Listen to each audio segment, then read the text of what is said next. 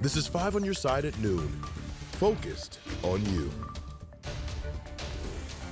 As we go on the air, we're following breaking news. 2 people are in custody after a police chase in St. Louis.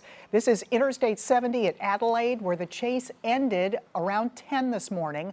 Officers tell us one of the people in the car tried to run off but was caught. The crime lab is now processing evidence. We're told no weapons have been discovered. No word on what triggered the chase or where it began. Stay with 5 on your side on air and online for updates. Thanks for being here at noon. I'm Kay Quinn. St. Louis police also releasing details on what appears to be a crime ring involved in more than 20 business break-ins and car thefts over the past several months. 4 adults and a juvenile were arrested on different days and remain in custody. 5 on your side, Sydney Stallworth reports the group is now facing multiple charges.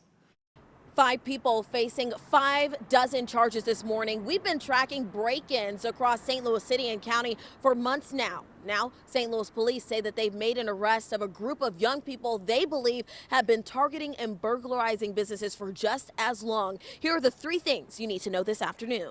St. Louis police say 5 people, including a minor, are facing at least 60 charges. Their ages range from 17 to 20 years old. And the group is facing charges for things like burglary, armed criminal action, and property damage. All are in custody this morning.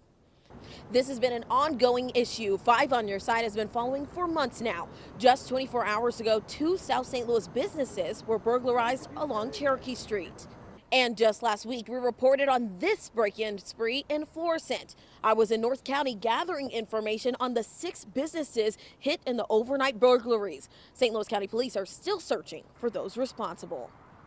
In a recent tweet, St. Louis police said that St. Louis County police are teaming up with them in order to make arrests. Now, we've asked police if they have any information on just how many businesses they believe this group of young people have targeted over the past couple of months. We're still waiting to hear back. Of course, we'll bring you those updates on air and online on our website, ksdk.com. That's the very latest from downtown. I'm Sydney Stallworth, 5 on your side.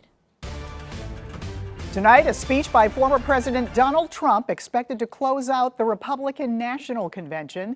It comes 24 hours after Senator J.D. Vance made a speech as the former president's running mate. Ivan Rodriguez breaks down what he said and looks ahead to tonight's RNC gathering.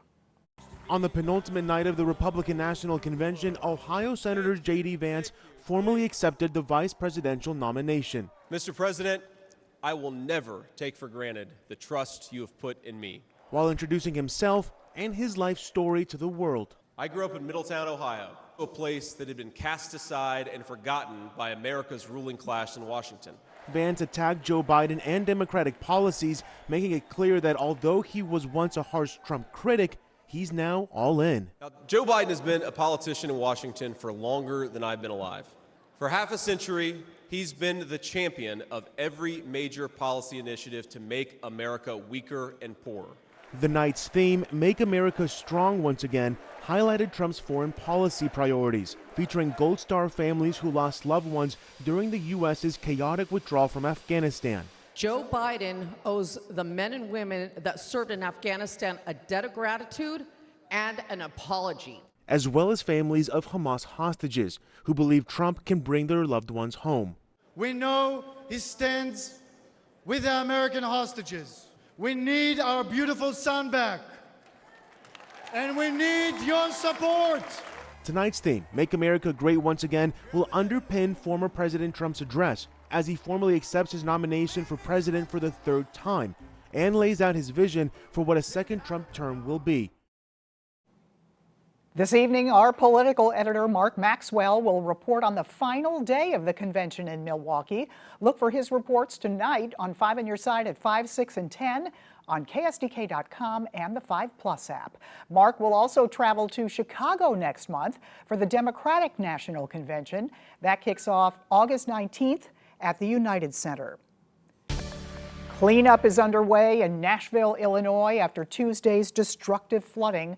The area saw about 8 inches of rain in a matter of hours. That caused a nearby reservoir to overflow the dam. While the city says there's no longer an immediate threat from the reservoir, the area still needs to dry out before repairs can be made. Some are left wondering if they'll ever recover. It was pretty horrible, especially for my 6-year-old. Yeah, she was terrified, couldn't stop crying. There was police everywhere and, EMT and fire. It was pretty terrifying. If you have damage in your home, you can call and report it to Washington County Emergency Management. The number is 618-327-4800. Cleanup and recovery efforts also continuing in St. Clair County. Up to 8 inches of rain fell there during Tuesday's severe weather. More than 500 people have reached out for financial help. Officials expect that number to rise during the next few days. County officials now calling for the state or federal government to sign a disaster declaration.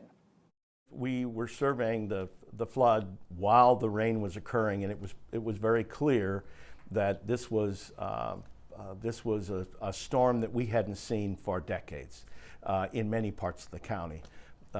Many inches of rain, a lot of damage, not only to residential homes where we had to do water rescue, but also government buildings were damaged.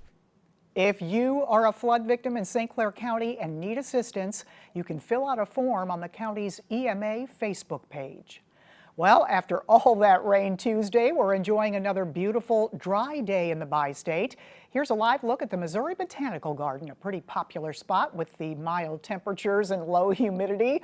Meteorologist Gary Frank has a first look at the weather impact forecast. Yeah, good afternoon. It doesn't really feel like July, even with a few clouds around. Not humid, not all that hot. The sun's still out, and it feels really nice. And we should take advantage of these days as we can. And usually we get this for a day and then it's back to the heat, but I don't actually have that to talk about for once. There are clouds around the raceway, and you can see where that really slow-moving storm system has progressed to the south, creating some rain here from Texas into eventually finally work its way to the Gulf of Mexico, but really for Louisiana. That's how slow-moving that is. We were talking about that 2 days ago. That's one of the reasons that we had such an issue. That thing's not moving. It's taken a while, but temps have gotten to 80 in Cahokia Heights. Otherwise, mid to upper 70s in many spots. The key for us are dew points in the mid-50s. These just days ago were in the mid-70s as it was humid before that rain fell. That's such a huge difference. This feels almost a little fall-like in some regards. And into the rest of this afternoon, low 80s at best. Really nice. And I think overall what we're going to see the next few days is it doesn't feel like July still.